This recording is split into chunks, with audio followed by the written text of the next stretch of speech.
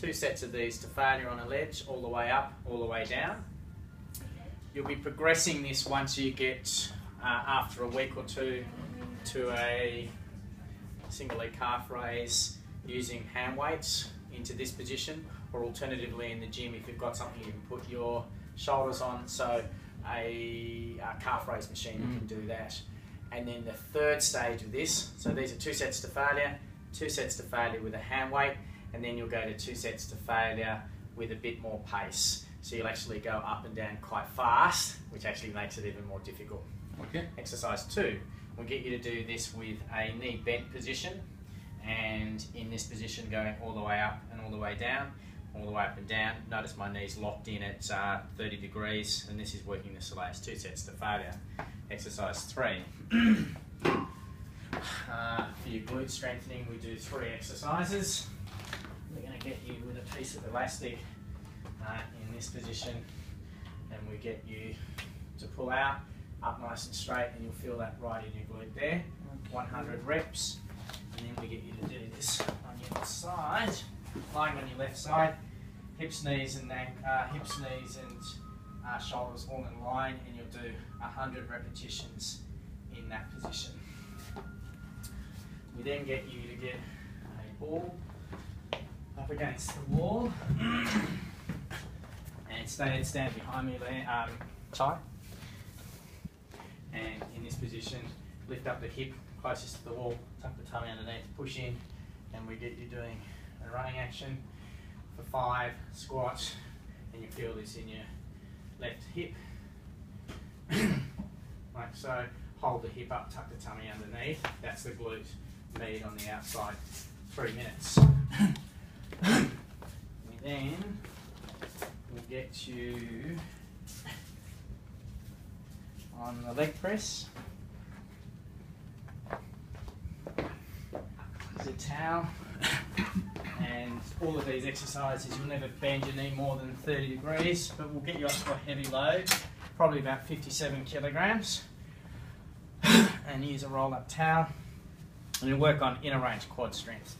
So we push straight out, and we're going to get you to practice leg press in this inner range position. Squeeze right down to the full extension, as hard as you can. Okay. So here, it's not bending it too far up, and everyone always says don't take it into full extension. We say absolutely not. You need to take it full. Don't flick it, but squeeze. So I need to take it to full extension? Yeah, absolutely. Okay. So we want full extension, and what you'll find you'll do is you'll shake in this last bit. Most people don't have good control. Towel underneath gives you something to push into, okay. And we get you to go through and do 50 flat, 50 on your toe, and 50 on your heel. And about 57 kg approximately to start with. Next exercise.